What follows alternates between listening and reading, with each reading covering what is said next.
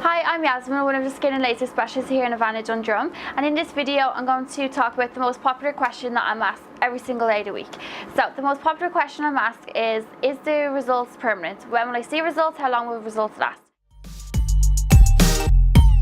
So is it permanent? Yes, the results are permanent. For example, with acne scarring, if you suffer from acne scarring, we would say you may need to use it a little bit more often to get the results that you want, or a little bit longer to get the results that you want. But the results are permanent, and I would advise you to maybe keep up maintenance as well, even after the results that you're happy with towards the end.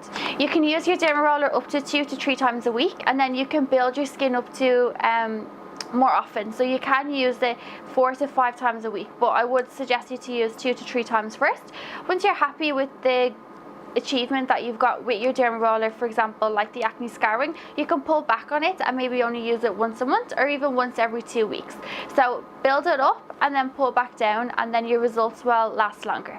If you'd like to purchase your very own Image ADS Premium Dermaroller, all you have to do is follow the link below and you can avail of 60% off.